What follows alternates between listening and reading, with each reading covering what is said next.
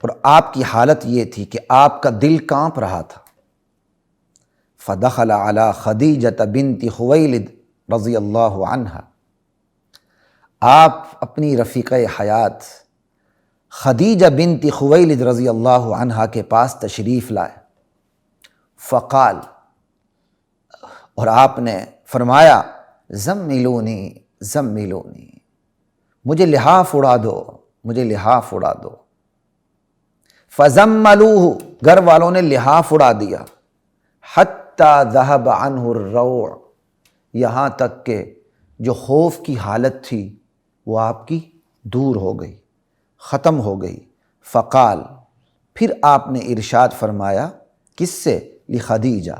فقال لخدیجۃ واخبرها الخبر لقد خشیت علی نفسی، پھر آپ نے اپنی رفیقہ حیات خدیجہ سے فرمایا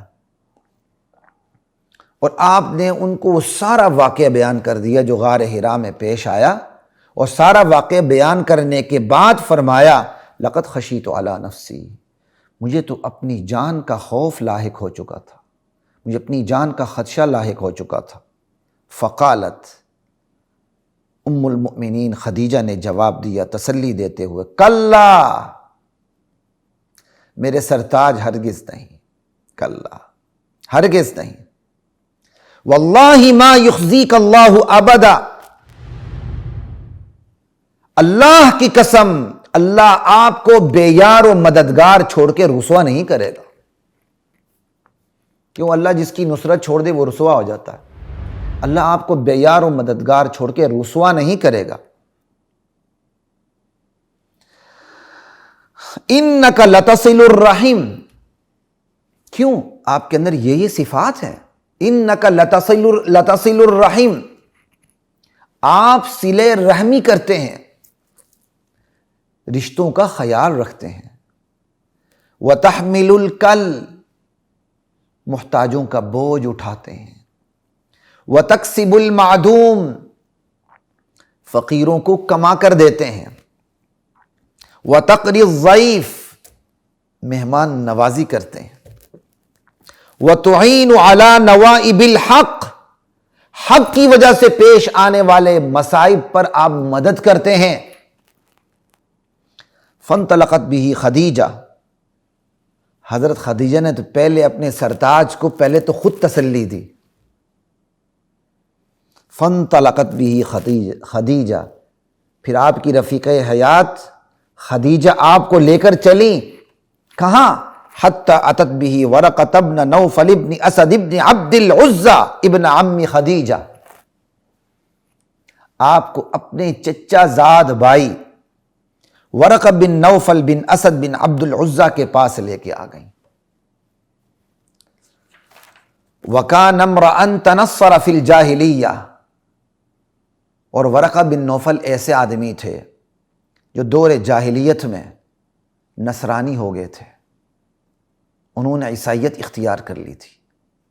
وکان یکتب الکتاب العبرانی، ورقہ بن نوفل عبرانی زبان میں کتابت کرتے تھے۔ فیکتب من الانجیل ما شاء اللہ ان یکتب، ورقہ بن نوفل انجیل میں سے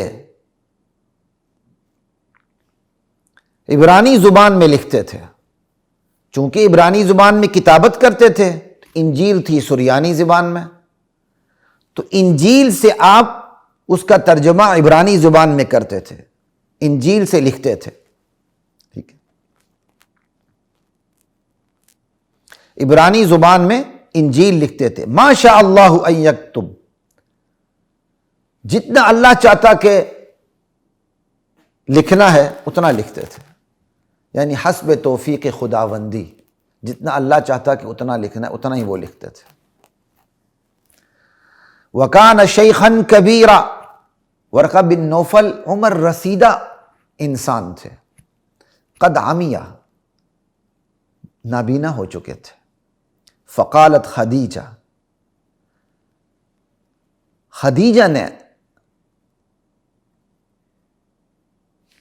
ورقہ بن نوفل سے کہا، یا ابن عم، اے میرے چچا کے بیٹے، اسمع من ابن اخیک، اپنے بھائی کے بیٹے سے ان کا ماجرا سن لیجیے۔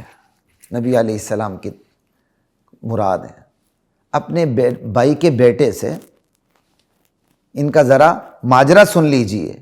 فقال لہ ورقہ، تو ورقہ نے آپ صلی اللہ علیہ وسلم سے کہا، یبن اخی ماذا ترى، ہاں میرے بھائی کے بیٹے کیا دیکھا ہے آپ نے؟ چونکہ حضرت خدیجہ نے پوری بات کر دی تھی، ساری بات کر دی تھی، اور کہا اب آپ کیا کہتے ہیں ان سے بھی ذرا تھوڑا سا سن لیجئے، یعنی واقعہ جو مضمون تھا وہ بتا چکی تھی، کہا آپ اپنے ذرا بھائی کے بیٹے سے سن لیجئے، ان کا ماجرا ان کی زبانی سن لیجئے۔ تو ورقہ نے کہا، اے میرے بھائی کے بیٹے ماذا ترى، کیا دیکھتے ہیں آپ، کیا دیکھا ہے آپ نے؟ فأخبرہ رسول اللہ صلی اللہ علیہ وسلم خبر ما رأى، خبر ما رأى، تو نبی علیہ السلام نے، اللہ کے رسول نے جو کچھ دیکھا تھا اس کی خبر آپ نے ورقہ بن نوفل کو دے دی۔ فقال لہ ورقہ، وہ سارا واقعہ جو غار حرا کا تھا وہ سن کر ورقہ بن نوفل نے آپ سے کہا، ھذا الناموس الذی نزل اللہ علی موسیٰ، چونکہ غار حرا میں جبریل امین آئے تھے اور انہوں نے ہی سورہ الگ کی ابتدائی آیات پڑھائی تھی آپ کو، ورقہ بن نوفل پہچان گئے، تو یہ تو ہونے والے، یہ تو نبی ہیں، یہ تو نبی ہے اور آنے والا تو جبریل امین ہے۔ تو انہوں نے حضور صلی اللہ علیہ وسلم سے ارشاد فرمایا، حضور صلی اللہ علیہ وسلم سے کہا، ھذا الناموس، یہ وہی معزز رازدان فرشتہ ہے، الذی نزل اللہ علی موسیٰ، جسے اللہ نے موسیٰ پر بھی اتارا تھا علیہ السلام۔ یا لیتنی فیہا جزعا، ہائے کاش میں ان دنوں میں توانا اور قوی ہوتا جب آپ دین کی دعوت دیں گے، کاش میں ان دنوں میں آپ کے ایام دعوت میں کاش میں جوان ہوتا۔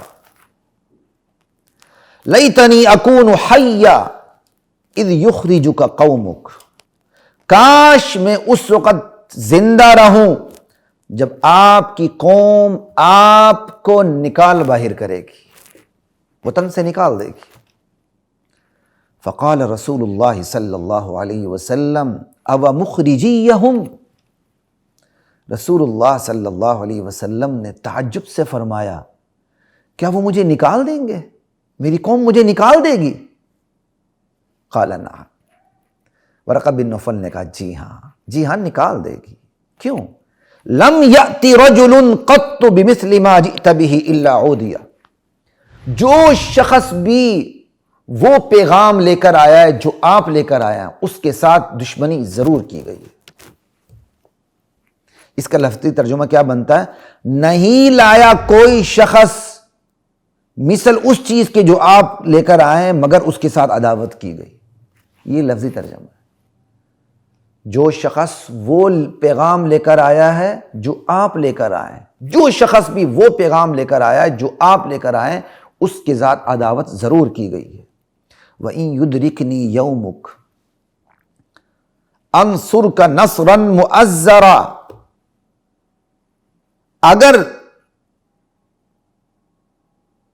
آپ کے زمانے نے مجھے پا لیا، یعنی میں نے آپ کا زمانہ پا لیا، سمجھے؟ یعنی آپ کے زمانے نے مجھے پا لیا، کیا مطلب؟